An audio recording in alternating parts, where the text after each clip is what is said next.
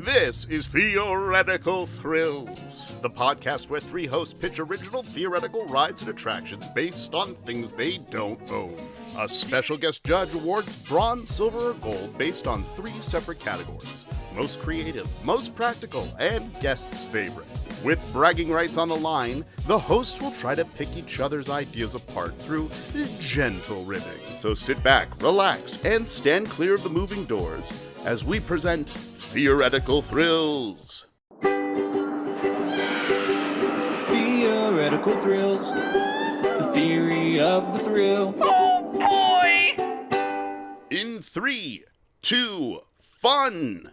Hi, welcome to Theoretical Thrills. I'm your host, Brad. I'm Spencer. I'm Serenity. And today we are joined by a very special guest and very dear friend, Miss Joy Mamey. How are you doing? How are you doing, Joy? I'm doing great. I got some chicken in the oven, lemon chicken, got some seasoning on it. It's really exciting. You know, I'm a real good chef now. And I only say that because no one else has to eat my cooking but me. So I'm fine with it. It's funny. I was going to have lemon, sort of a lemon garlicky chicken tonight. And then I forgot to start the crock pot. So I'm not having that. That's so funny because I was gonna have some Mediterranean lomades and some hummus, so it kind of fits in like the whole Mediterranean mold, and it was very lemony. And also Greek for lemon chicken is lemonokotopoulo. So okay, just so you know. Yeah, it's really funny because I was also gonna have lemon chicken something tonight too, just like everybody else in this group. Wow, we're all so simpatico, you guys. This is amazing. I mean, wow. Joyce, we've brought you on for our Black Mirror episode, but before I jump into why you're here for Black Mirror, what is your connection with theme parks? Oh, so much. I'm first and foremost born and raised in LA, so I have grown up with theme parks, all of the ones in Southern California, but even more so, I'm a tour guide at Universal Studios Hollywood, the entertainment capital of LA. I don't know if I actually had to do that, but that is in the script. It just feels so darn good to say. I haven't said it in over a year and a half, and maybe more than that. But yeah, essentially, still technically part of the Universal family. So yeah, it's a good time. I love theme parks. I love all of the thrills and whatnots. So thank you for having me. Hey, and do you have a favorite ride? I do have a favorite ride at Universal specifically, or any theme park in existence. That's a tough one. When you ask me that, the first thing I think of is Space Mountain. Space Mountain always I love the music. I love the feeling. I hate the fact that I notice that I'm indoors, but I also love that because it's just a weird experience, you know, when you kind of see one of the scaffoldings in the silhouette, but it's exciting. I do like it. Have you seen it with the lights on? It's weird. It's super weird. Very weird. It's just, like if it just accidentally turns off, or I guess not turns off, but you know, it has a ride malfunction-y thing, you know, and they do that. It's a unique experience, so you gotta at least be thankful for it. I didn't realize how close those scaffoldings were to my head, or at least how it feels like. I was like, ducking every time the last time I went on it. It was a wild ride. Yeah, it's definitely at one where the hands go up and then you immediately regret doing that. Also at Disneyland, another ride that does that, which I don't particularly like, is Thunder Mountain. Thunder Mountain is fully just a horror. Every time I go on it, it's constantly me trying to make myself the size of a 5-year-old. Like, it's real life danger. It's real fear, real legitimate fear. That's why they don't call it Big Thunder Mountain for nothing. That's how I feel about Matterhorn. Matterhorn. Matterhorn's pretty wild. Just I like it because I like the side rails. And yet, with you know what? belt. Like, I'm so happy that even all of this considered, you were still so quick and willing to like abandon loyalty to Universal. Like, you're like, my favorite. Unless we're counting the universe, I'm not kidding though. I do love the Universal tour. That is one of the things that I did every year, and that like every summer you'd go to Universal. That's the thing, and that's the best part because I'm an actor, and also it was just so cool to like see every so often you'd pass by and you have to go through a quiet zone and you're like, it's real. It's actually magic, And so I do love it for that. But in terms of actual like thrill, give me some Space Mountain, Disneyland, baby. So I'm here for it. Mm-hmm. All right. And now we've brought you on for our Black Mirror episode. Yeah. Why did you choose Black Mirror? You wanted to do Black Mirror. Yeah, it's my favorite show. It's just so darn good, so darn like I'm a person who is, I wouldn't say I'm a well, I guess I've grown into it. I don't specifically like horror, but I like the horror of the future. I like Twilight Zone, obviously. It's like, it's what it is. I like the idea of consciousness. I like to see where, because also a lot of the things that have happened in Black Mirror have already come to fruition. It's very prophetic. So I love it. I think it's just so beautiful. And also like the scripts are just so, they're clever. There's a sense of comedy as well as terror. And it's also not like the most gory thing you've ever seen. I mean, some episodes, sure. But but when it comes to horror, I don't want that. I want to think. Sort of, that feeling of what's going on? Where's the twist? Like in Matrix, you look around after you watch it and you're like, is that what's happening to me? It makes you question reality. Yeah. I also realized I've been nodding my head this whole time like I've seen every episode of Black Mirror. I was like, like I must have somehow seen it all somehow. Like it looks so good on Wikipedia. It's on Netflix. I have no excuse, really. Spencer, you can just watch the Bandersnatch. Oh yeah. Well, we can talk about when we get to my pitches. I'm heavily pro Bandersnatch as well. So I also know that Waldo was the least best reviewed episode, and when I found that out, I abandoned my Waldo pitch. Or did I? Oh, good job. All right, smart, playing a win here. I like that. I like how this podcast works. And yeah, that's so interesting. Also, Bandersnatch, like I have feelings about that, and we can talk about it later. But also, it's so interesting that Waldo is like the worst reviewed or whatever, because speaking of prophecy, that's what happened to America. That's what we did. We lived that. They knew it was going to come. So again, good job. That's what the Wikipedia article said. So before we started recording, we determined the order through our Wheel of Destiny. I will be pitching first. Serenity will be pitching second in place for Oliver, and Spencer will be pitching third. Joy, are you ready to hear some pitches? So ready. All right. Here we go. Okay. Black Mirror. Now, unlike Spencer's already admitted, I've actually watched Black Mirror. Congratulations. Great show on Netflix. Spencer has this tendency. I don't know how much you've listened to the show prior, Joy, but Spencer has a tendency to just not do research. I do the research. I just don't watch the show. Which makes you think. You look at him, you think he's going to be a star student, and he's Cliff Notes all the way. I'll take a B+ any day. Way. He's here for spirit. So to get started, I'm going to go ahead and pitch you my 3 pitches that Spencer's going to inevitably claim were probably stolen. Well, we'll find out. Now, to start off, my first thing is my big attraction, my thrill ride. Now, I could have gone something simple. I could have just done, since Black Mirror is very much like the Twilight Zone. It's the Twilight Zone with the future technology. And I could have gone really simple. I could have done a drop tower ride with Tower of Terror, converted into Guardians of the Galaxy. I could have taken that Guardians of the Galaxy and then converted it into some version 4. Let me go to my pitches real quick and knock that one off.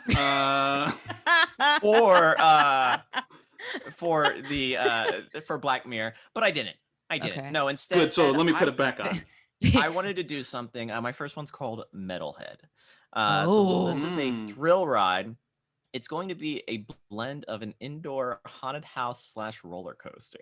Oh man. Okay. So the whole premise of the episode is they're essentially being hunted by a robot dog.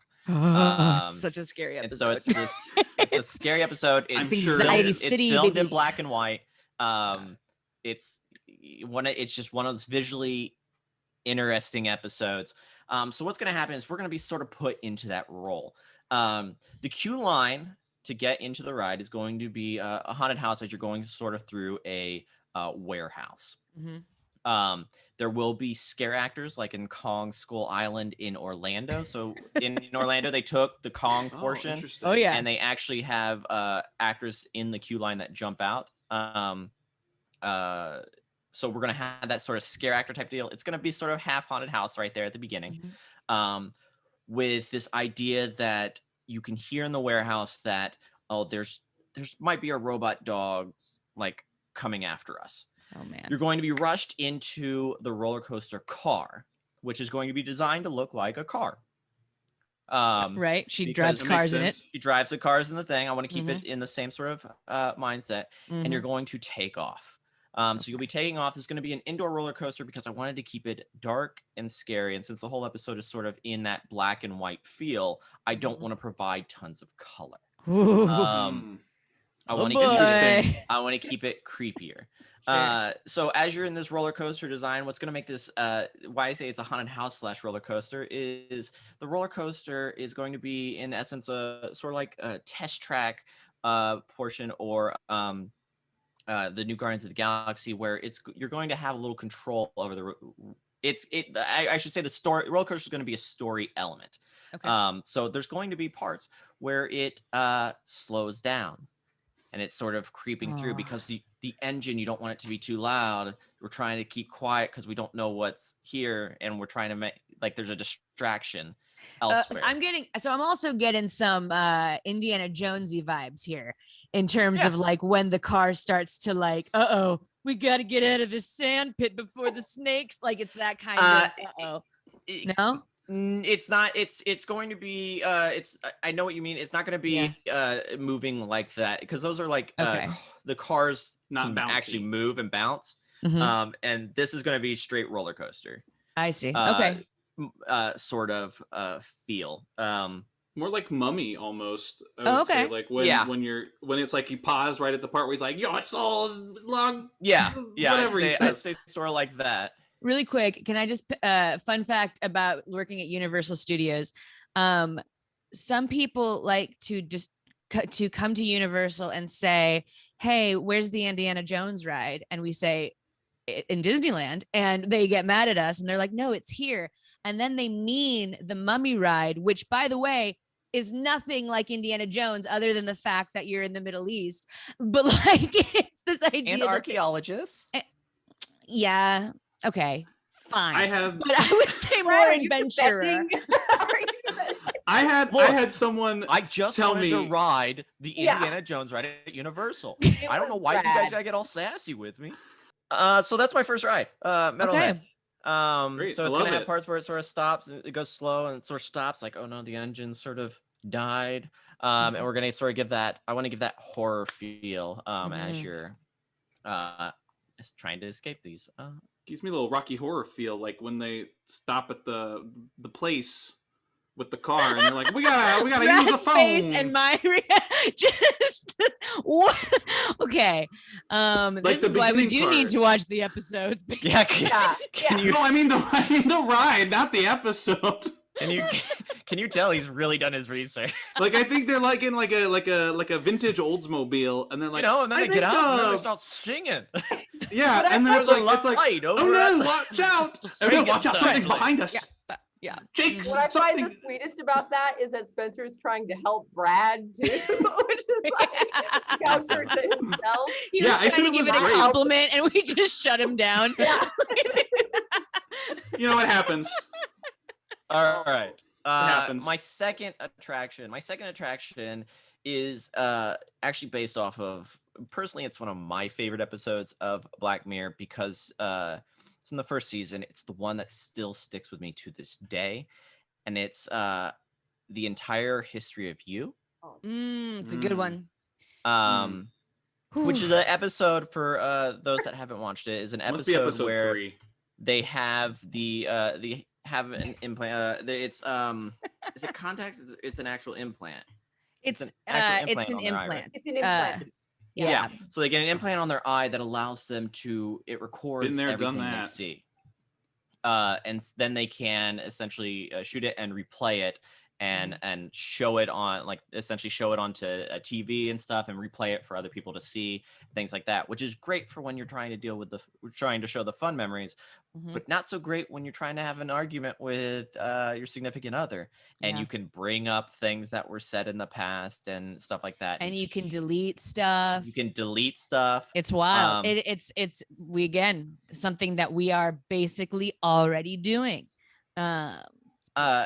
Also, so it was episode 3. It was episode 3, so thank you. I wanted to...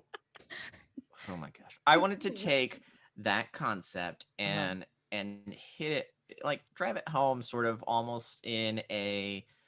I wanted to just bring it to the forefront. So my attraction is called The Entire History of Your Day. And so what this is going to be is it's going to be a premium charge sort of thing that you can do at my in my little area, where you're going to be able to rent sort of Google Glasses style glasses. And as you do this, everything you do throughout your day is going to be recorded onto a micro SD on the Google Glasses. So at the end of the day, you can take the micro SD home, and you have your entire day available. I'm already saying no to this. One special thing we're going to have because this is Black Mirror. You've got to hit it. So what I'm going to actually have is it's going to come with a simple sort of app or program already pre-downloaded onto the SD that allows you for easy editing and the ability to apply filters, because everybody's about social media today. So we're going to sort of just really hit it home, like, people are getting crazy obsessive about this. So in a way, we're speaking out about it, but we're also making money about it. And isn't that the American dream? Isn't it? To bring up the negative things in our world and completely monetize on them. That's capitalism, baby. Yeah. That is so that is my second thing, is the entire history of your day. The reason I wanted to do it, I did it as a sort of Google Glasses type deal, or sort of like actual glasses, so that you can see who the other people are that are participating in this, that are doing this sort of thing. And because then you bring on the repercussions yourself. If, like, oh, Spencer's got those glasses on, guess what, Spencer? Imagine this. For everybody listening, I wish Spencer has been trying to raise his hand for like 3 minutes, and Brad has been fully staring at him, refusing to call on him. I hope because he knows I have a point. Oh, it was beautiful. It was art. Call on Spencer. Spencer, what's your point? I guess I don't need to raise my hand. I just realized this the whole time. I'm just trying to be polite. No, I appreciate. I have two questions. The first question being, for a normal glasses user like me, due to an accessibility need, are there going to be Google Glasses that I could use? And second question, Google Glasses is just like a little thing that just sits over. So it's essentially all I'm giving you is just a little camera. So I would be able to. So here's my, so going into that would lead me on my second question, so now it's my third question. So does that mean that, like, since I can't actually see out of one eye, that I could actually see out of it with the Google Glasses if I put it on that side? Because that's kind of interesting. But my but the follow-up to that is, can I just not buy my own Google Glasses and record my own day at the park without spending extra money? So no, it's not like, I say Google Glasses in that it's meant to not be obstructive to your view. In that Google Glasses was that little thing. Well, it doesn't obstruct my view because I can't see. Okay, Spencer, I'm trying. That's how I'm trying to describe it. So it's going to be essentially that sort of style for glasses, but it's going to have a camera there that's going to that would give a view of a wide enough view that would be a standard view range. I do like the idea of calling them Google eyebrows. So Google eyebrows, the Google brows. This holiday season, going off the shelves, Google eyebrows. See the world just from a little bit higher. I'm surprised they didn't call them the cameras like Goo goggles. Of just like 2 inches. Little googly eyes. They didn't call them Googles. This has nothing to do with theme parks at this point. This is just a product that we want to be implemented. Oh wait, what? I've copyrighted Googles. I've copyrighted Googles. So Google, if I see Google's come out, just so you know, I'm here. Google goggles. So yes, technically, if you really then watch the SD, Googles. If you were to watch the SD, the video that you would see back would be the range as if you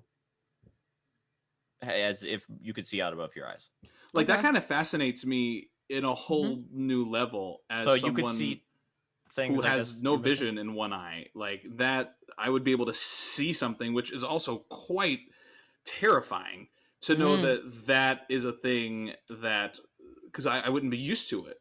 So that would be something that I guess it wouldn't really bug me so much because I wouldn't be able to see it as I walk around the park, but like not knowing in and theory, then getting home what and I watching did, like, oh, this was happening outside my vision the entire time. like because I don't ever know like what's happening on half of my view. That like that would be something kind of exciting for me later, because I'd be like, I don't know what there was, but then I also am thinking about the accessibility of it all. But also, can I just buy my own and bring it into the park and just be like, I'm going to record my own day. I'm not going to pay $80 for this.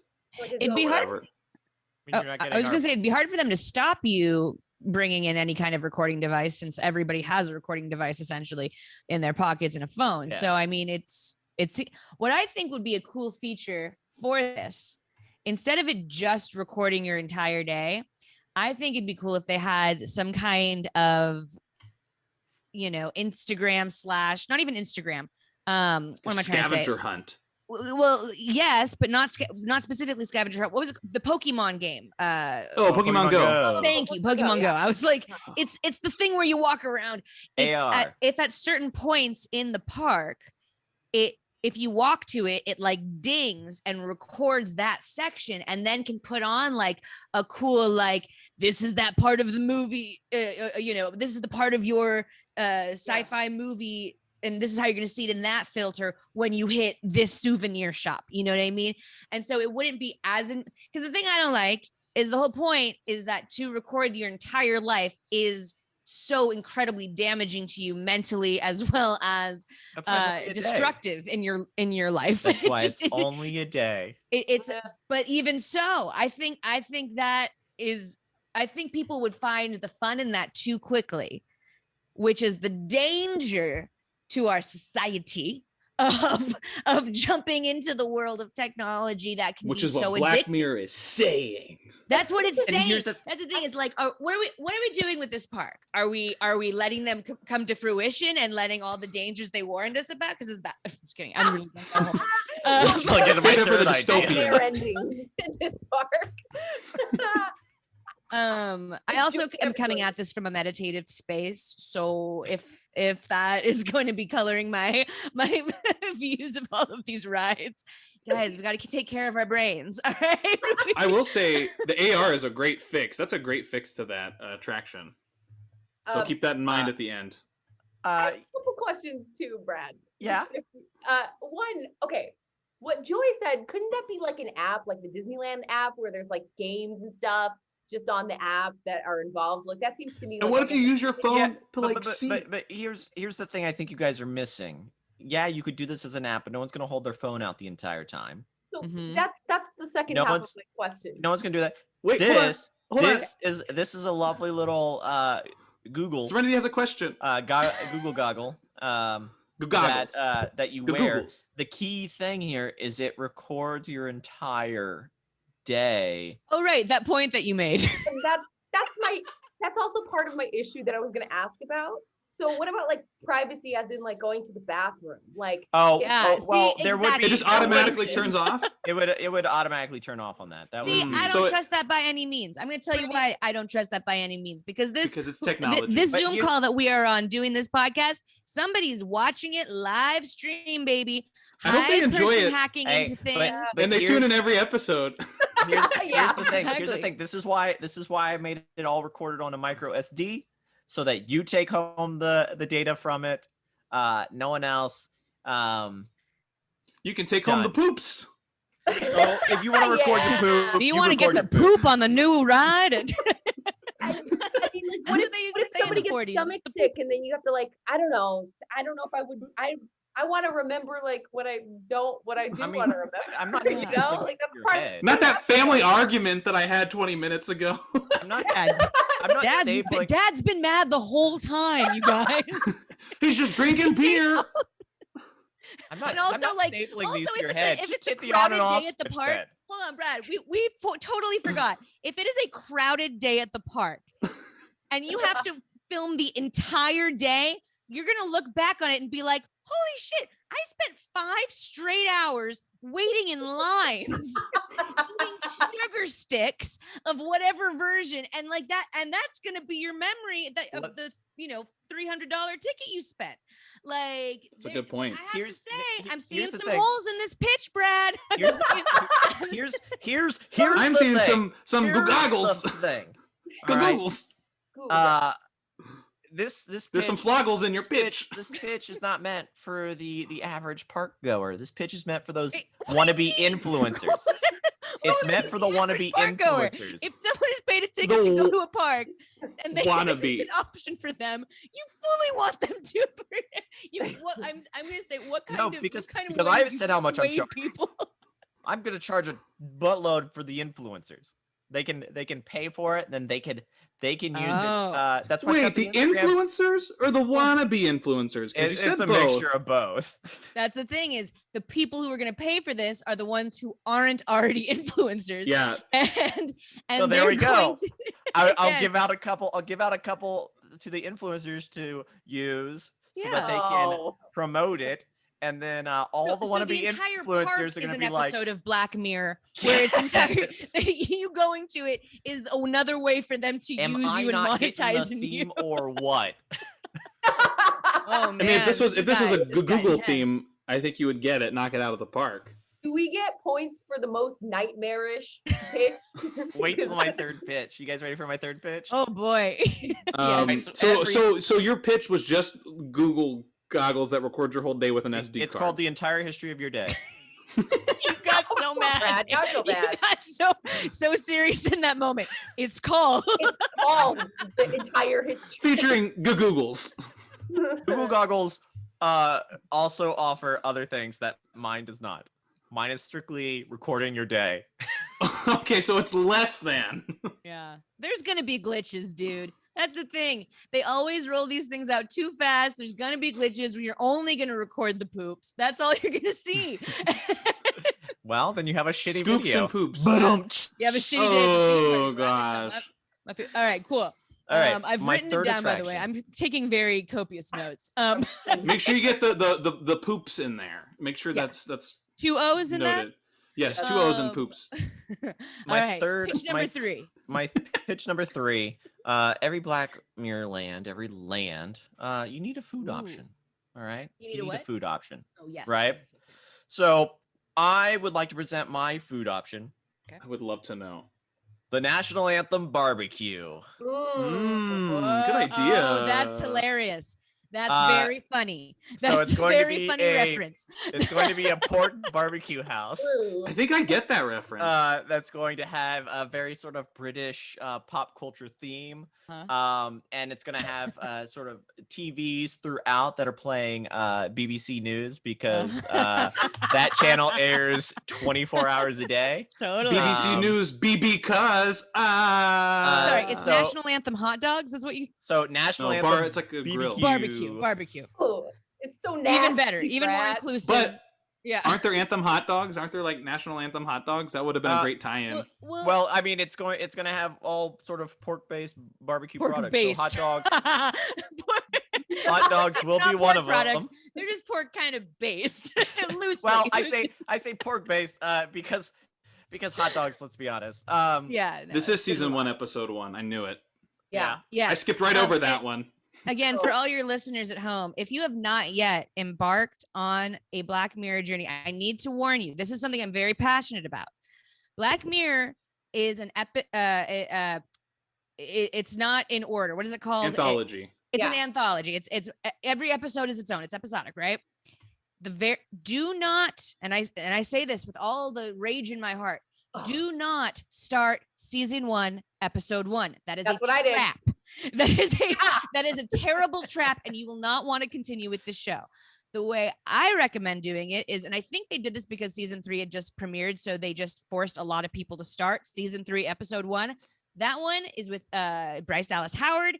It is definitely the most digestible to have both the comedy, the horror, to know that you're in for a ride now, and that, but also the, again, brilliance of it and the prophetic nature of it. If you start season 1, episode 1, you will be craving the national anthem barbecue. Oh no. It's a very upsetting episode. With season 1, episode 1. Or as they call it, series 1, episode 1. Sure. There you go. That's something for Spencer to remember, is that I'm starting with. I couldn't second that enough. Like I nearly vomited at episode 1. And see, I love that kind of stuff. I think I know what happens. The national anthem barbecue. So no, I'm starting with that episode. What happens? It's still too new. It's not like a mystery from the the 80s where it's been out for dozens of years or whatever. Yeah, I want you to see it. Just like we don't spoil The Sixth Sense, we're not going to spoil it. I know this. I knew the end of The Sixth Sense before I watched it. Don't spoil it. I haven't watched it yet. Just because you've been through this, Spencer, don't force us through this. We don't want. I'm gonna start with season 1, episode 1, just because. All right. Hey, I'm actually. You've been warned. I love the weird stuff. Later on, like so, maybe you'll start. I love the weird stuff. I love the weird. It's not stuff. just weird, Spencer.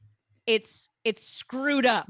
Is what it is. I know one of two things happens based on the conversation I had today and this conversation. I know one of two things. It'll be I'm great. not gonna say what, but it'll be great. Don't. And I know it's one of two things. Love for barbecue. But yeah, that's hilarious. I don't that like barbecue sauce in general. So that is my third pitch. The help. national anthem, BBQ. There's so much you can do with that. I love the fact that there would be BBC on in the background, either live or the acted out version. Like even it would constantly be a state of emergency whenever whenever your order was up. Like, oh God, and you open up the clamshell holding your whatever beef. And it's a Google. Oh man. So horrible. I love BBC, the history of your day. Just combine two pictures for you right there. The history of the national anthem barbecue. Dang, you can do hot dogs, you can do British bangers and mash, you could go Bangers there's and so mash. much. Perfect for the episode. But you're right. That would be the most expensive one too. That would be the one that you made the most money on because it's such a good joke. Barbecue mash. No, I'm gonna go with Brad's idea on that one. Wow. It's not my pitch. Brad's title. Spencer read that off of Wikipedia. all right. No, I didn't. I just thought that one up myself. To recap, it was a thought. my three pitches. My three pitches were Metalhead, my roller coaster, my haunted house roller coaster, the entire history of your day, and the national anthem, BBQ. National anthem, BBQ. So am I going to rank them now or later? No, later. Oh, you might not even rank them. We don't know. We just like to repeat them so that you remember, especially since I'm going first. Okay. I appreciate that. So with that, without further ado, Serenity, it is now your turn to take it away. Ooh, Oh, let's see what Serenity's got. Joy, I was thrilled, dare I say, to write these pitches. I was really excited because, like Joy, I'm a genuine, I love Black Mirror. So it was really important to me for these pitches to not only include my favorite episodes, but to include a feeling in each experience that felt like the show, because that's what is exciting to me about Black Mirror, is like feeling like this could be mother effing real, so I love that, and I wanted to include that in every single one of my pitches, so really excited to share. So I'm going to start strong. Great. I'm going to start with a big sort of thrill ride, which is intertwining new technology that's actually in our world and in this episode, which is one of my favorite episodes. Like the and Googles. It is the USS Callister virtual reality simulator ride. I was just watching that episode before I got on this call with you guys to get myself in the world. It's a great episode. I was going to pitch that and then knew someone would, so I didn't.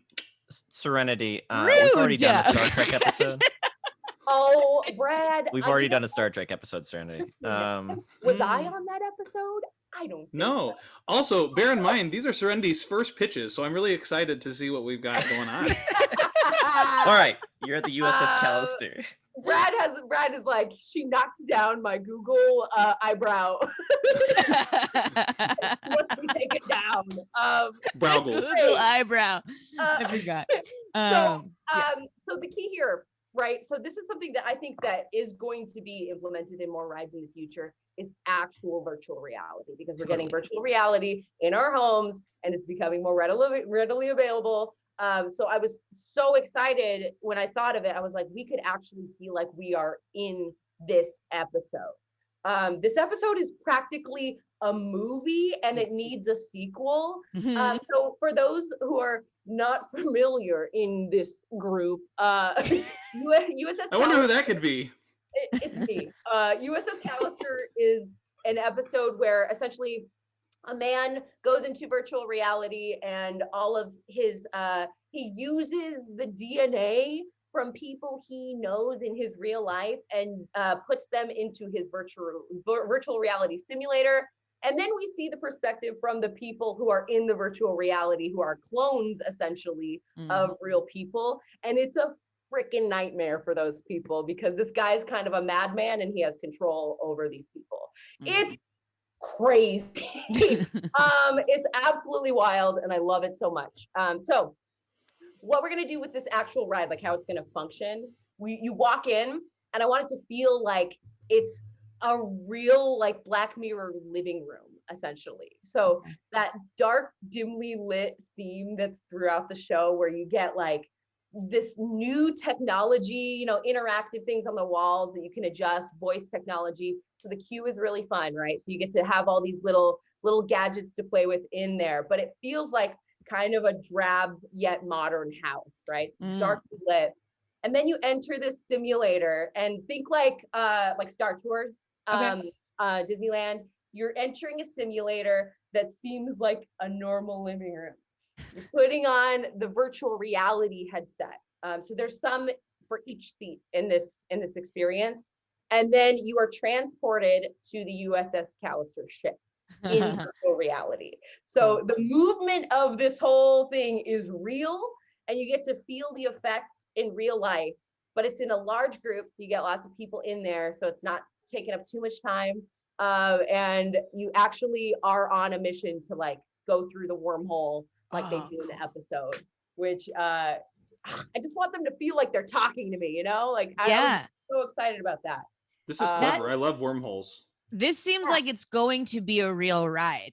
Like I fully like I can see exactly how you took me into it, because again it like I like that it started kind of, you know, almost Halloween Horror Nights when you're in like the dark world, and then you I love the idea that you start in a place and then the moment you put those goggles on you're gonna see and again you don't it'll shoot you forward and it'll be probably very traumatic for people because it'll feel so real, but I love that. And again, you get to have so much fun with like almost two genres in one there too.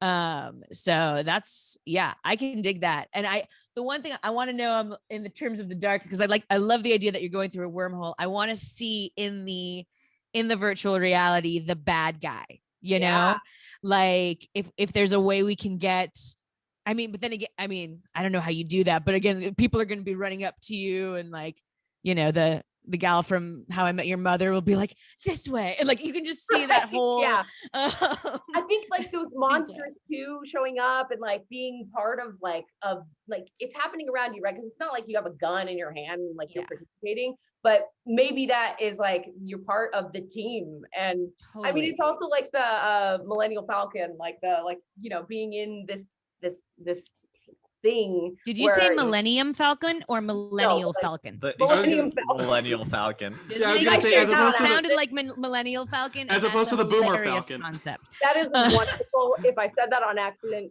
keep it. Do you see the other people around you when you're transported into space, or is it become a solo experience at that point?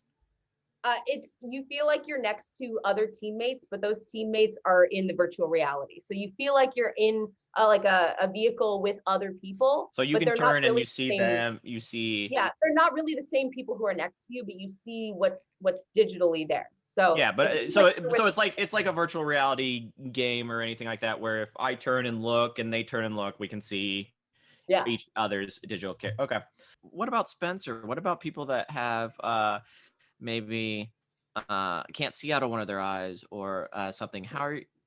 Do you accommodate to that? Well, so essentially, many rides have visual elements, and this is like no They different sure do. from like, yeah, I mean, it's true. Many visual elements are part of a ton of rides. I will say also you're feeling a lot and you're sitting in a cart, which is also accommodating for an experience. You're hearing a lot through your virtual close headset. And the headset would go over any kind of glasses or anything, obviously. So if there was anything that would accommodate that. I mean, because they're doing that today, like with real virtual headsets that go over glasses. So I was going to ask about that, because in terms of doing VR, the way that it feels real is because of the two images you're seeing on each one, right? So is there a way that they were just you could do just a first person? It probably wouldn't feel as the depth perception of the feeling of moving forward, but I feel as if that could still be that must be in production of some kind for VR now, right? Is that what you were saying? I mean, I would hope so. I would hope so too. That seems. I wonder how they would do that, but I feel like in that ride you could have the single camera view. So. And I guess it matters. You said like when you turn, I can see the person next to me. So in theory, even if I can't see everything like full on, if I was to turn, what vision I do have, I could see whatever's on that side, right? If I'm turning. Yeah. So in theory, I could get a full picture. It would just be in pieces. All right. Exactly. Right. Yeah. And then I think also, the 3-dimensional like dome-like world of like a VR simulation does help that. I think that allows for like a bigger visual experience than even like a normal ride would. Which I think is super cool and fun. That would be so cool too if you're in it. Sorry to. No, you're fine. You're fine. That would be so cool if you go into that room, and again, it still looks like that dank apartment, and then as you put the goggles on, whatever you're sitting in, it could be a couch, it could be levels or whatever, that platform could then spin. Which again, it has the even more intensity of that 3D. Or I should say, like you're moving much faster, much more intensely than you thought you were. That's a really cool thing. And I mean, to be a person who's operating that ride, to like watch people have like lift up and then or something like that. That's really cool. Yeah, I liked it. Spinning like a top up. You just lift them up and. Yeah, that's rad. My final two questions. How do you know? How do you know if the camera, the VR becomes out of sync with the ride? Like, because I've been on Spider-Man at Universal Islands Adventure, and about halfway through, the video screen was out of sync with the ride, and most nauseous thing ever. Oh no! Like no matter how quickly you close your eyes, it just stuck with me for a good hour afterwards. I couldn't do anything. I felt like I wanted to throw up. That's how I felt after. So what is how are you monitoring to ensure that the VR and the ride vehicle itself, the simulator itself, are staying in sync? There's a few different things. One question about that ride, because I'm not familiar with that ride. Is that a roller coaster, or is it it's like Transformers? It's exactly like Transformers at Universal out here. Yeah, and so because I was doing some research on like VR rides that have existed, and what I was finding is that the higher the intensity of the ride, the more technical issues happen. And that's why I was thinking more of like a group audience type of thing, as opposed to like a small cart that jolts around, because it would be really, really, really disorienting and also takes longer time to set people up with VR if it's like a smaller group of people. So that's why I was thinking like moderate intensity ride where everybody could try it and it would be the cool new thing that everybody would want to try. Great. Another thing with that too is that like on a headset, for a VR headset, there are controls and adjustable things usually that you can use for your personal headset. So if something is off, I would assume that they would have some sort of button or something release, some sort of something that you can do to where it'll still function. Like if you were in a 3D movie and you took off your glasses and you still want to watch the movie for some crazy reason, right? Like there's emergency, it's right here for you. So that's my thought on that. And my other question, the one that's probably gonna just lose any points for you for this ride is how is it going Joey, keep that in mind. How is it going to incorporate my Google Brow? Say that again, Brad. How is it going to incorporate the Google Brow? Like, how is it going to interact with the Google Brow? Actually, I have a follow-up question, Serenity. How is it going to completely exclude the Google Brow?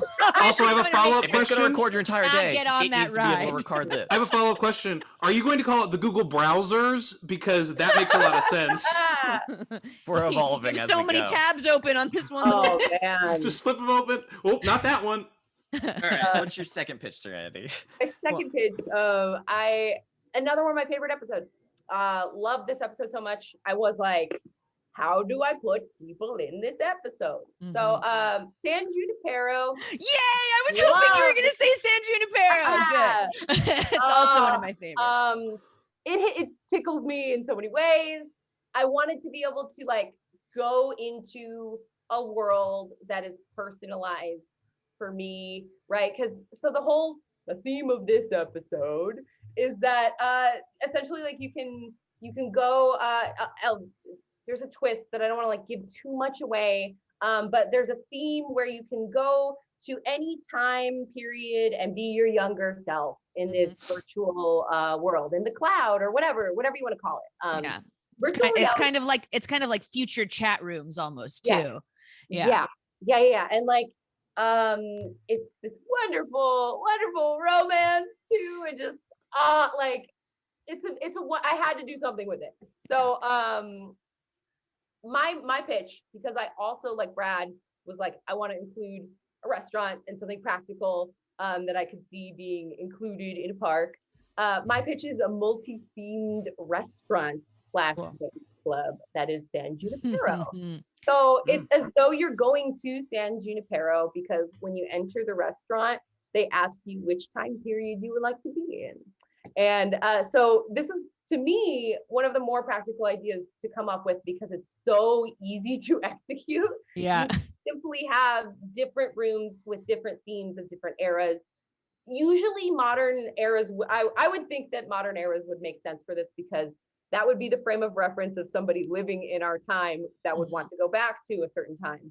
Totally. So the window here is like 60s to 2000s, 5 different rooms. And my favorite part of this, which is very much like a little a kiss to the episode, will be the 80s style dance club and bar area. Yeah. And that would be sort of like the central hub of the restaurant, because it's like, you know, that's where they fall in love or get feelings or whatever for each other. Female leads, and we love it, you know.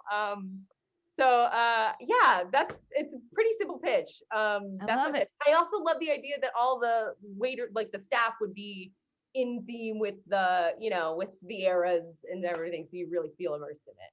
And you made me think of. I'm so sorry. Go ahead, Brad. You go first. You start. Okay, I will. Okay, fine. I'll go. No, not Spencer. I was gonna say there's a line in the show, in that episode, where, you know, she's looking for you know, person she's been around for. Again, I don't want to give too much away because it's so good, but and one of the people goes, try another timeline, or try a different. It was something like try a different room or try a different timeline. And so that could be a fun thing for the, like, either, you know, the servers, or the, you know, whoever's like, this is the dance area or something. Oh, you're looking for this feature of this place? Because, like, of course we would like drop Easter eggs online about things to ask for or whatever. Yes. That could be really cool. Yeah, and I love, again, it's like an after hours. It could be at the what does Disney have? It's like not City Walk, but essentially it doesn't matter. It would be like a City Walk. Disney Springs? Okay. What? Disney Springs? Downtown Disney. Downtown Disney. Thank you. It's Disney Springs in Florida. Yeah, it could be a similar kind of thing where it's like day's not over yet. So I like that. I dig it. For the adults. Mm-hmm. You know? This is a solid idea. I was worried there when you started that you were just gonna pitch another virtual reality just like chat room, and I was like, did Serenity not get the note that we're supposed to be making a theme park here? And no, it's all VR game. All by yourself. No, that was good. What type of food are you gonna have here? Is it gonna be? Is it gonna? It's because I assume it's bangers and something mash that you could have that makes sense for all the time periods, right? It's gotta be something that makes sense. Products, pork-based products. Pork-based products. Yeah, I think it would. I thought about this. I would love to do it based on time periods. And I also think like names of things should be references to the entire. I mean, not just the episode, but to the entire franchise. I think. And I think that this is a broad enough idea to where people would like to go and experience different eras more than once, you know, and like they want to come back to the restaurant, which is important for like the restaurant biz. Like, why do they want to come back? So each time era has its own specific food menu. Yep. And so I think it's like 5 different restaurants into a mega restaurant. Yeah, totally. Except I think the bar is like it's not even like a restaurant. It's more like a bar. So it's like that will also serve the rest of the restaurants. The bar is gonna still get delivered. You can still get alcohol. It's like a food playground. Yeah. Not if they want an alcohol that came out in the 90s and they're in the 60s room. Sorry, no. Pretty great. I think alcohol is like universe, you know, like if somebody wants a beer. Oh, you want a Sierra Nevada? Sorry, you're in the 60s. Sierra Nevada. Budweiser here. But what if they're in the Prohibition room? I was gonna say 60s to 2000s. When do you think Prohibition was? Also, like the 1900s, 20s, 30s, like in that era. That's not a room she offered. Right. I didn't hear all the rooms. I just heard 60s and 80s. What I do find funny is in the episode, the rooms that they have like 80s, they have 90s, they have 2000s, and then they also have this like BDSM, like this like dark webby kind of area. So I would love to see what that room does. Right? Is that like a weird like future or present? Like I don't know what era that was, but I would love to see it too. Yeah, it's kind of like a punk-y kind of, but like there's intense sexual overtones in that room. 50s when everyone went super punk. Yeah. Like what era was yes, Spencer. Thank you. I have an idea for a name of this, and I think you could call it I Left My Heart in San Junipero. Oh, that's cute. I like that because it is also like one of the happier episodes of Black Mirror. So there could, it doesn't have to, we don't have to have, I mean, we could, the underground club underneath the main area. You could leave your heart. But mostly it could be like a loving, like, because I love the idea of like, you know, who doesn't love a 50s restaurant, you know, like Coca-Cola, all that kind of kitschy, whatever. I like that for the idea of it's a happy pink flamingos. I mean, and burgers. I love a 50s restaurant as well, but she said 60s through 2000s. That's exactly was Let's what I mean. not give her too like, much we credit. Know here. 50. What a technicality. We know what a 50s themed restaurant is. I mean, I said Prohibition, so but that's not an option. Just work our way backwards a couple decades. Yeah. It's fine. Great. What's your third pitch? You know, the roaring 2020s. My last pitch is it's one of my favorites. I think it's one of the most like whether or not it's a person's favorite, it is a noteworthy episode because of how you interact with it. So I was like, let me include it and see what I can come up with and how I can feel like I'm in that game. Waldo? Yep. It's no. This is the Bandersnatch Choose Your Own Adventure maze. Ooh, that's cool.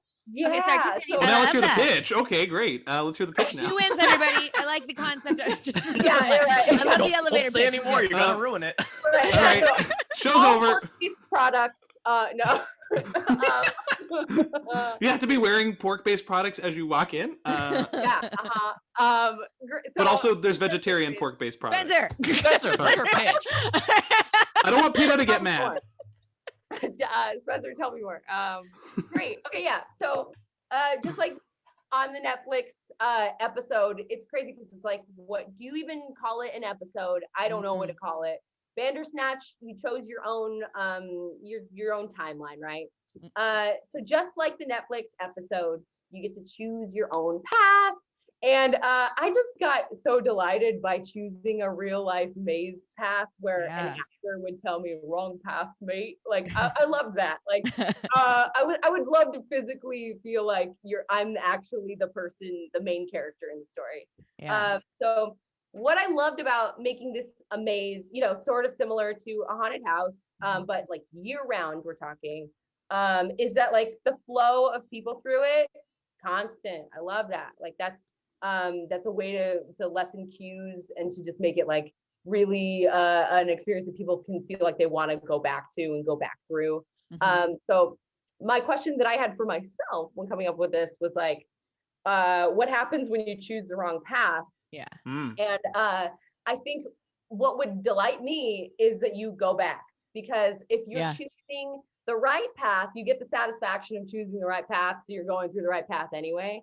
But if you choose the wrong path, you don't want it to be like, okay, like experience over, here's the exit. So you get to go and experience different channels no matter what. So love it. I have a comment. I think it sounds amazing. Boo. Okay. That was it. Thank you. Okay, Thank you. Just kidding. It was a great joke, Spencer. Thank you. Thank you. I have actual questions, comments, and concerns. I have no questions. That was great. So this is a maze that you can backtrack if you go the wrong way, and whatnot. How is this maze themed? It's Bandersnatch. Yeah, you're in the episode of the Bandersnatch. So this is the plot of the episode. I think like you're a video game guy. If you're having people that are able to then backtrack, how do you maintain a constant flow without having a constant log jam? Great question. You're not going back, you're going through a different door to the same room.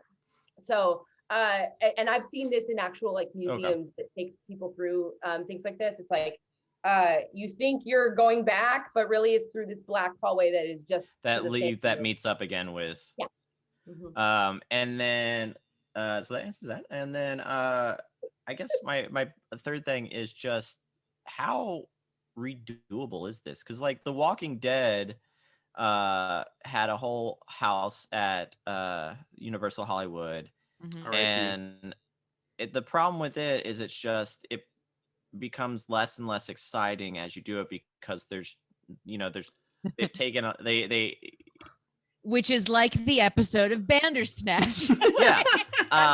So how do you keep people wanting to keep going back? In that set. How do you keep people every time you go the wrong way it, though? You go back, so you can go the right way, really get it right the back first with time. the right path. So you're doing the wrong way, and then you still reconnect with the right path until you get it right. For me, here's how I feel about like haunted houses in general and like mazes in general. I am so enthralled with seeing how different actors do it, and like actually seeing in person how it goes every time. It never gets old for me. I mean, that's just my personal taste. Like I really like haunted houses. I agree. See, like, am I gonna get freaked out or scared this time, or is my friend gonna get freaked out or scared, or does my friend want to choose a different path than I did? Also, something that I forgot to include is the music that you choose at the beginning. Like that can be something that's personalized when you enter the room, like with a sensor. It's your group entering. That was gonna be my question. Is like because every choice is only like you really would only have to go through it maybe 3 times to get it right, because if you're doing only a set of 2 options, you just go for the other option each time, right? So I love the idea that you get to see the experience, but I especially love that it actually feels like you have a choice in a detail like that. It's like, what musical experience do you want? What are you gonna eat an apple or are you gonna eat a pear or whatever, like that kind of like or a pair of apples stuff. Yeah, like personal or an apple of pears. Yeah. Don't look at like that, Brad. You know it made sense. His Google brow is furrowed. Yeah, it's good. All right. So I guess I love that. I think that's really smart. That's a really clever idea for that episode. What's a quick recap of your 3 attractions, Randy? We got the USS Callister VR simulator ride. We have the San Junipero multi-themed restaurant / dance bar. Then we got the Bandersnatch Choose Your Own Adventure maze. Those are all really good. Oh, it's gonna be toughies. All right. So it'll be a toughie between those 6 because we still have 3 more sponsored by Spencer here. I don't think I sponsored these pitches. Sponsored by Wikipedia. He paid a lot of money to come up with these pitches of his own. Sponsored by Wikipedia sounds more likely. And I will say that I originally had a Waldo world famous comedy Monsters Laugh Inc. kind of thing, and I also had a Black Mirror themed Dark Tower Drop Tower themed to White Bear Justice Park.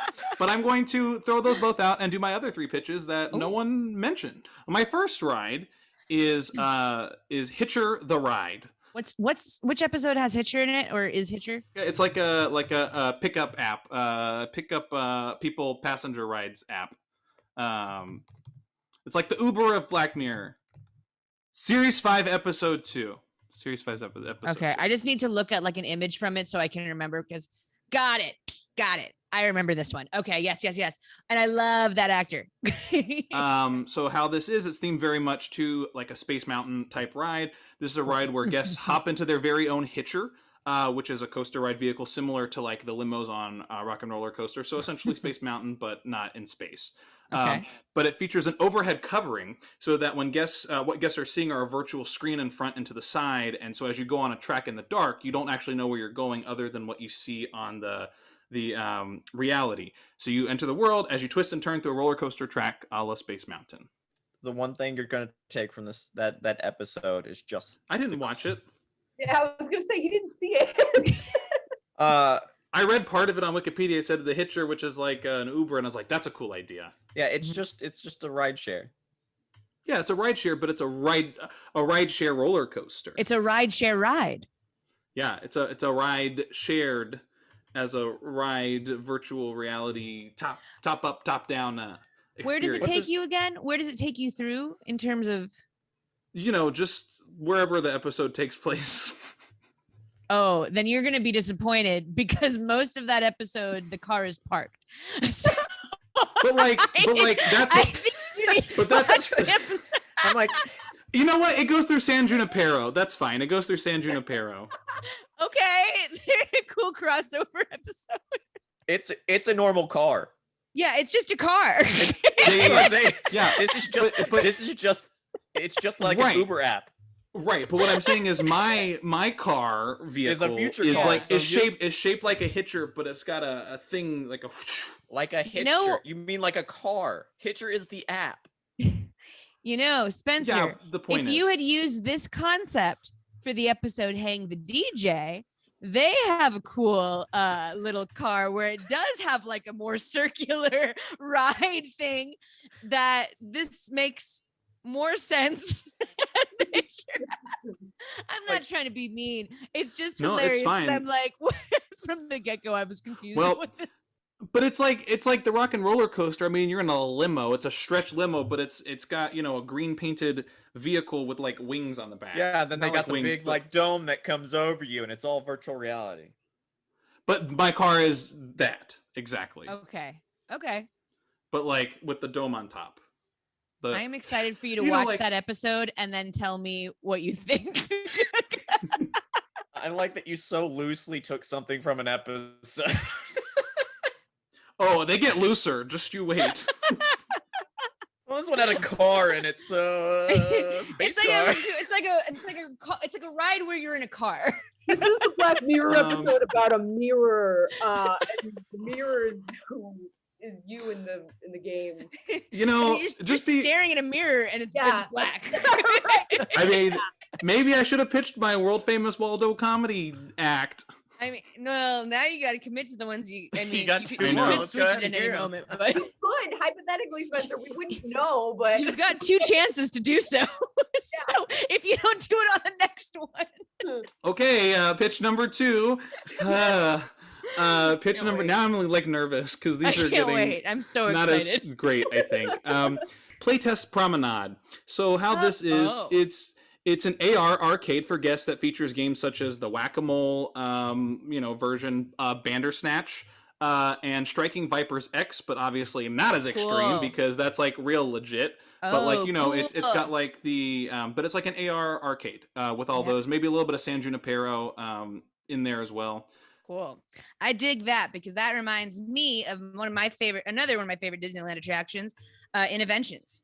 I love Innoventions. I think Innoventions is one of the most underrated things in the entire world of theme parks. I haven't been to it since like 2001, but I remember it being the coolest thing.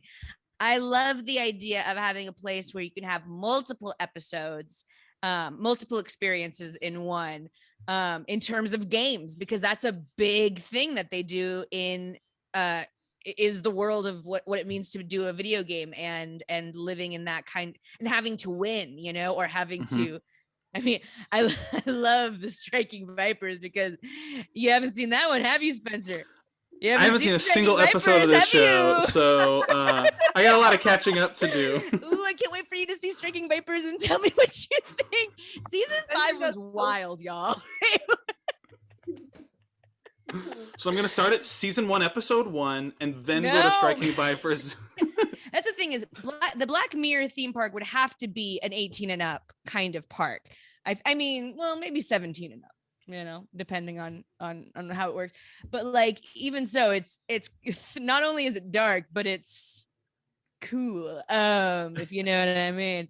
So I don't want to spoil too much for anyone who's now really interested, but Striking Vipers is a great episode and topical because Falcon and Winter Soldiers came out. So who's in that? Anyway, like he knows what's going on. I'm just like invested in the conversation. What is your third one? So the third one, really selling it. I was really intrigued by the Wikipedia description of season 1, episode 2, 5 million merits or 15 million merits. So I have done a ride called Merit Misadventures.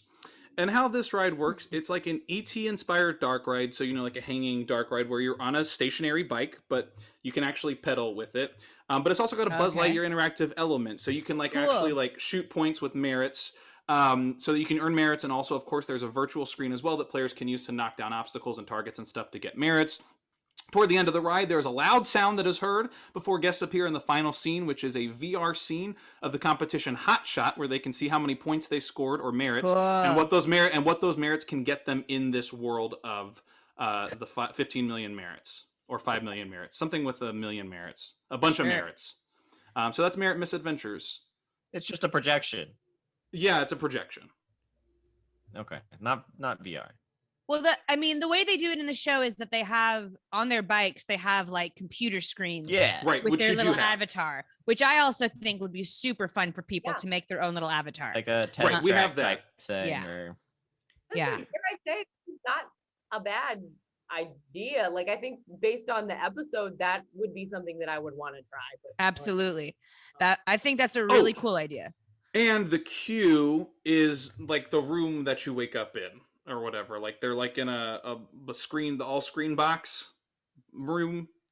So I don't know what it's called, but that's like what the queue, like when you walk into the building, that's kind of what the queue would look like, is that room. So explain this game to me one more time. This is, you're on a bike that you can pedal if you want to. Sure. Yeah. Why not? That's hanging like ET. Yeah. Like the ET bikes. What the hell is going on around you that makes you like? Do you want people focused? Well, you'd be playing against your family, right? Like whoever you came in line with, and everybody else in the correct. What's the point of the ride? So you also have there's also like actual like animatronics and stuff with targets, and you could like you have like a you know a laser or whatever, and you can so you could zap people things and also play a game on your thing on your and pedal the bike. Yeah, you can do whatever you want with this. I didn't realize that actually. That's an interesting. You bring up a good point, Brad, in that is confusing as to because I thought this was like a racing against everybody, and like in your screen you can see what you're like gonna jump over or whatever. It's just a ride. It's just an amalgamation of like 20,000 different things you can do, and you get to decide what you want to do. And you have a screen in front of you, is what it is. How many technological things do you want to break down, Spencer? Well, it's not like that. There's a lot happening. I mean, a little clicky thing ain't gonna do much, you know. So like, but like the pedals can pedal. They're not like electronically pedals. I just want to point out that Joy pointed out an idea that Spencer could have, and Spencer goes, "Yeah, sure, why not?" Which is pretty much his approach to this whole episode. This whole ride is just, yeah, sure, why not? Yeah, sure, why not? Why not have it on there? Here, let me. So the idea of the stationary bikes with the screen, I really liked, and I was like, well, I'm already doing the playtest promenade. I don't want to do like very similar concepts for two separate rides. Like I feel like the stationary bike kind of situation could be in the playtest promenade, as opposed to it being an interactive. So I was like, if I do that, I feel like I'm doing two of the same scenarios. I think what you could have done, which would have been more lose the laser, is what Joy had said and made it feel like you're more like on a race. And so you could have the digital screens along the side like you're in a video game land and you're pedaling, and that's seeing your avatar move further ahead or further back and stuff like that. And so spin class. I like that feature where you can see the thing you designed on a bigger so you screen. Can you're sort of competing, but you're getting to do this ride, and it's like you're pedaling with this. Well, you can look at it on the screens if you want. It's fine. Like there's all these things happening in this ride. Well, this could be a big video. This could be its own thing. If the whole room is covered in screen and then you're on a stationary bike, that's not super like what's throwing me is the idea of the ET ride, because the ET ride is like Peter Pan or any of those kinds of rides where it's taking you. I like the idea where the bikes are stationary, but they probably still have like reaction, you know? So if the screen area that you're in is like a wee kind of, you know, park or whatever, and you know, everyone's pedaling on their own little track, and there's rocks in the road and this, and if you miss a jump, regardless, you're going to keep moving forward. But there's still like, it is kind of like that. It's almost like giant VR, you know, it's like you're fully immersive. Mario Kart. Like Mario Kart like moves more. Totally. Yeah. It's just, it punches when you do something wrong. I think that's so super fun, because again, that has a very family element of that ride. Where again, it's more, it has people really wanting to like participate and win. Here's the thing, Spencer, is you took like 20,000 different things and tried to combine them all into one ride. Yeah, sure. It happens sometimes, and it happens a lot. No, it doesn't. It's like cooking. You put every piece of food you have in a pot, and that's your dinner. I also with every new technology and every new little attraction part to it, you're not only dividing the attention even further for your audience, so they don't know what they're supposed to be doing, but you're also adding an additional problem that needs to be maintained or can go down. So I also literally wrote in my thing, maybe I overanalyzed my own pitch. I wrote an ET. I wrote an ET inspired dark ride with a Buzz Lightyear interactive element, is what I wrote. Guests wear their very own bikes with pedals that they can use to earn merits.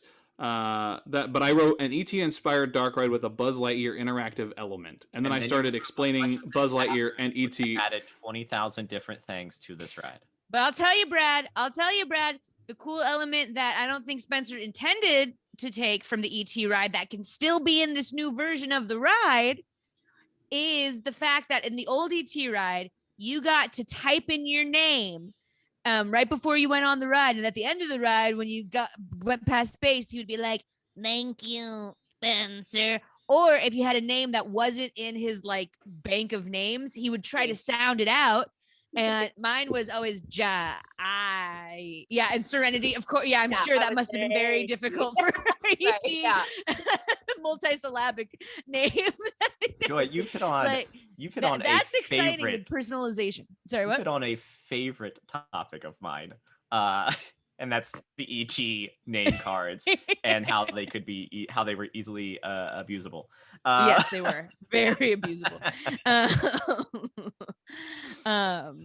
But I really like the idea that you can personalize something, and then again, you can even like have a little printout, or it can email your stats to your phone. Like again, using all of that ridiculous, kitschy kind of stuff.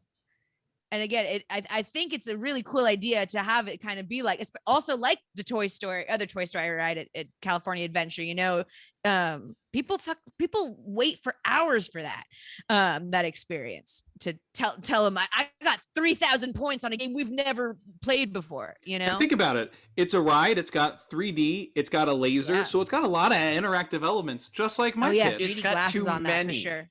It's got too many. Spencer, I'm like, yes.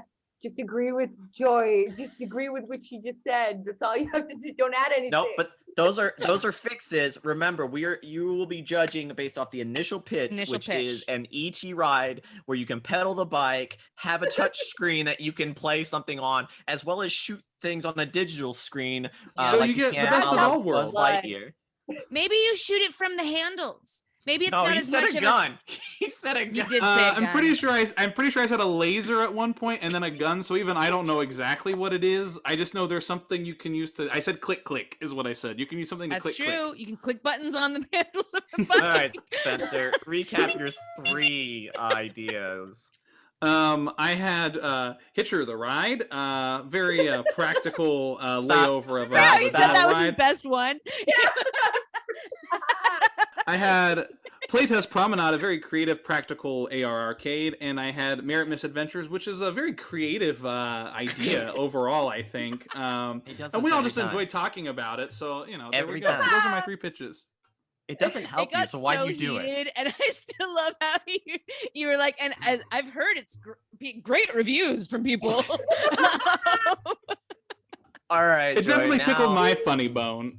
Now comes to mine too. The moment, your moment to judge these rides. You're going to be awarding a bronze, silver, and gold in 3 categories. Spencer, what are those categories? Those categories are practical, which is literally something that you could see in a theme park today, or, you know, with realistic technology that we have now. Creative, which is, you know, something that's, for lack of a better word, creative idea. And guest favorite, which, Joy, these are any rides or attractions that, you know, floated your fancy, tickled your funny bone. And for a recap for our audience, the reason these points and medals are important is because the loser at the end of the season has to listen to Electrical Main Street Parade 24 hours on repeat. Serenity, since you're guesting for Oliver, if Oliver loses, we expect you to also do the punishment. Oh, well, so I think you're getting points this week. Immediately. I think you'll be okay. All right, Joy. We'll start off. The first category is practicality. Who are you giving your bronze in practicality? I'm going to give bronze to Metalhead. I think that is a practical roller coaster. I like that it's scary. I like that. Again, it would be a big kid ride that people would be, you know, that Halloween Horror Nights or whatever. You know, that would be a big win during that one. So I could dig that. I wouldn't like it probably. I would probably be very afraid and not want to do it and argue with my friends right before I get on the ride. But I would end up doing it in Craig. So, but it's practical. I like I'll take it. All right. Silver in practicality. Silver in practicality. Is that what you said? Yes. No, exactly that. Practicality. I would say the USS Callister. Mm-hmm. I think that is going to be a ride. So maybe that should be my gold. I feel weird, but no. My practical number one that I think people would most. Oh, are we there yet? Do we have to talk about that gold anymore? practicality? Okay. Gold practicality. I'm going to go for the Playtest Promenade. Hey! I think that is an awesome idea. I think that, again, that's practical in that I don't think Black Mirror is going to get a theme park, but I would fully be able to see an arcade room of, because they have the rules already set, you know. That's one that I could already see as a VR game by itself. But to make it a theme park where you got to go to specific ones, I think is really, really cool, especially for the striking vipers. I need you to see that episode, Spencer. Yeah, that's the best one you can take. You know, that's not one that's super crushing in a lot of ways. That's a really fun one.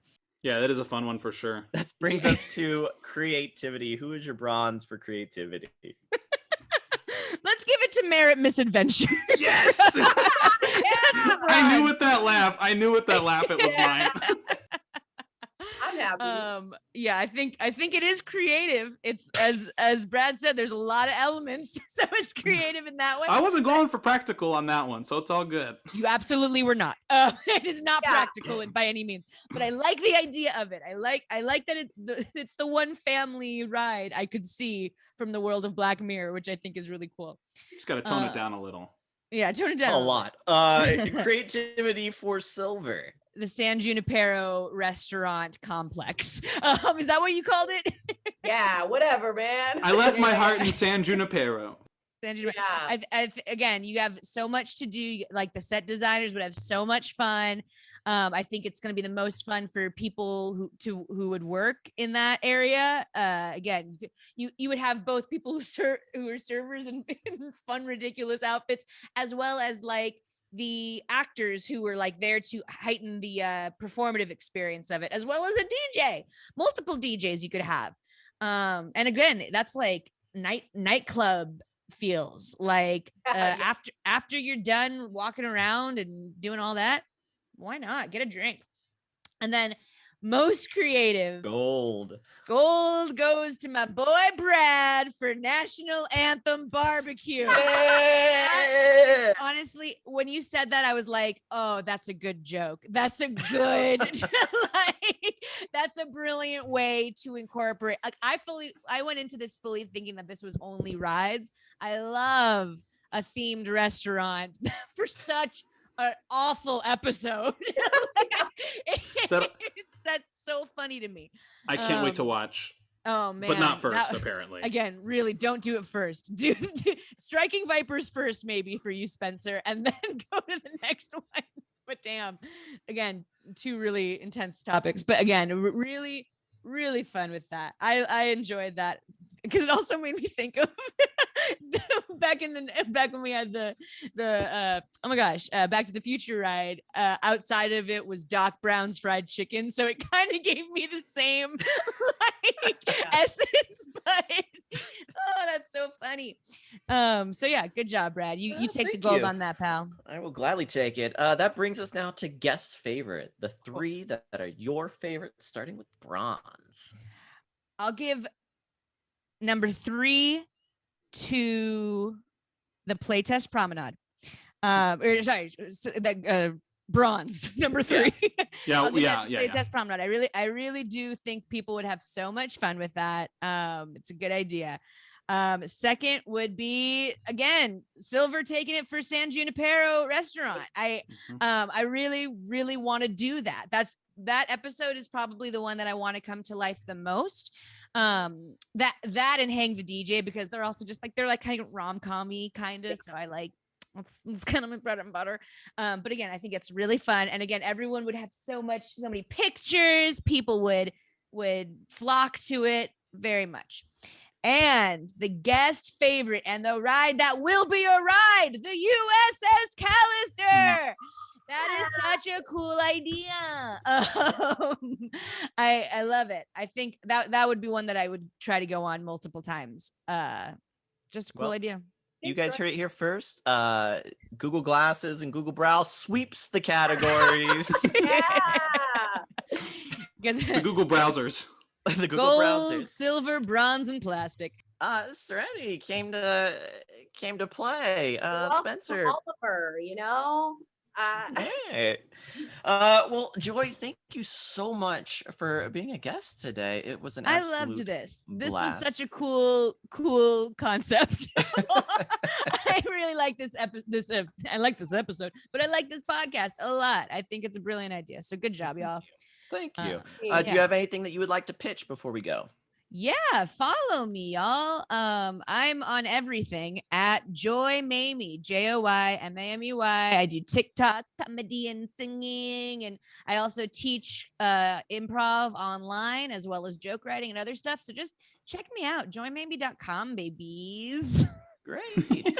Well, that's our episode. Thank you so much for listening. I've been Brad. I've been Spencer. I'm Serenity. And that's been Joy. That's me. I'm Joy. Thank you. Bye. Bye. Did you enjoy the episode you just watched? Feel free to like, subscribe, and share. And if you have an interpretation of an idea based on the theme of the week, feel free to tag us on social media with #TheoreticalThrills, and we may feature your ride and attraction on the show. Theoretical thrills, the theory of the thrill.